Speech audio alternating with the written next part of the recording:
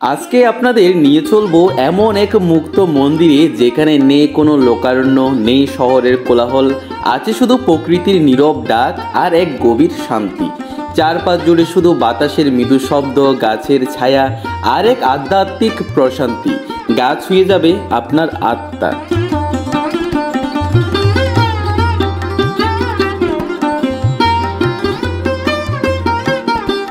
প্রকৃতির মাঝে ঘুরে বেড়ানো আমার এক অদ্ভুত নেশা। আর এই নেশার টানে যখন পাহাড়ে, বনে বা বাগানে যাই, মাঝে মাঝে এমন কিছু স্থান চোখে পড়ে যা মন ছুঁয়ে যায় গভীরভাবে।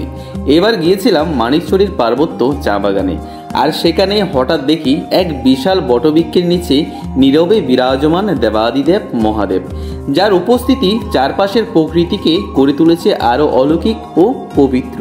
প্রতিটি চা বাগানে ঘুরে দেখলে এক অভিন্ন বিষয় চোখে পড়ে। প্রায় প্রতিটি বাগানে রয়েছে কোনো না কোনো সনাতন মন্দির, হয়তো শিব মন্দির, নয়তো কালী মন্দির। আমি যতগুলো চা বাগান ঘুরেছি প্রায় প্রতিটিতে এই ধর্মীয় স্থাপনার উপস্থিতি অনুভব করেছি। এতে স্পষ্ট বোঝা যায় এসব অঞ্চলে সনাতনী সম্প্রদায়ের বসবাস এবং আস্থা বেশ প্রবল। এর ধর্মীয় ও সংস্কৃতির সংযোগ দেখে সত্যি মন ভরে যায়, যেন প্রকৃতি আর ভক্তির মধ্যে এক অপূর্ব সেতুবন্ধন গড়ে উঠেছে।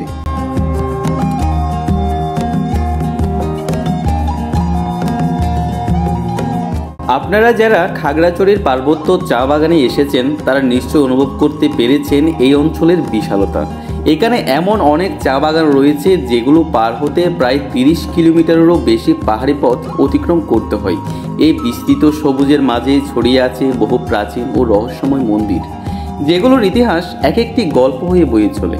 এই মন্দিরগুলোর কথা আমি আজ না হয় কাল আপনাদের সামনে তুলে ধরব। প্রত্যেকটি মন্দির এক একটি অন্তর্লীন আধ্যাত্মিক যাত্রা।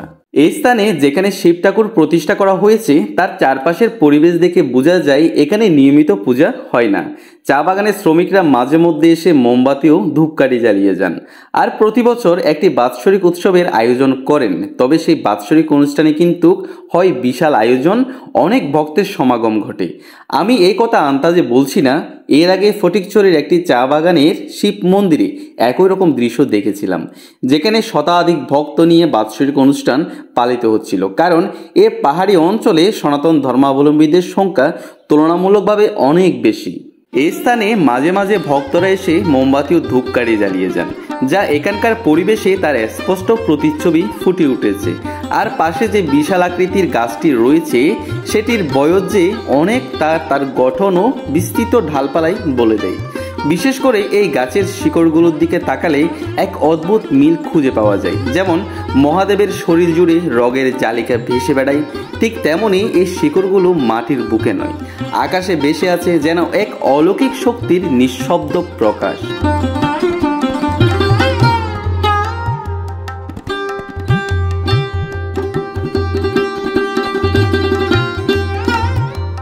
নির্জন প্রকৃতি, শান্ত এক মন্দির আর পুরনো বটগাছের ভেসে ওঠা শেকড়, তার সাথে সবুজ চা বাগানের ঢেউ মিলে তৈরি করেছে এক নীরব অথচ গভীর আধ্যাত্মিক অনুভব।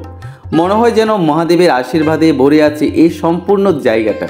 আর ভক্তদের ভালোবাসা গড়ে তুলেছে এক আত্মিক সম্পর্ক। পাহাড়ের কোলে ছড়িয়ে থাকা প্রতিটি মন্দির যেন সনাতন ধর্মের পুরনো গল্পগুলো মনে করিয়ে দেয়। আর মুক্ত মন্দিরের ভেতরের নিস্তব্ধতাই যেন মিশে থাকে প্রকৃতির শান্ত ডাক। যদি এই ভিডিওটি আপনাদের ভালো লেগে থাকে তাহলে প্রিয়জনদের সঙ্গে শেয়ার করুন আর আমাদের চ্যানেলটি সাবস্ক্রাইব করে পাশে থাকুন। আপনাদের ভালোবাসায় আমরা আরও অনেক অজানা মন্দির আর হারিয়ে যাওয়া কাহিনী নিয়ে ফিরে আসব। ততক্ষণ পর্যন্ত ভালো থাকুন, সুস্থ থাকুন।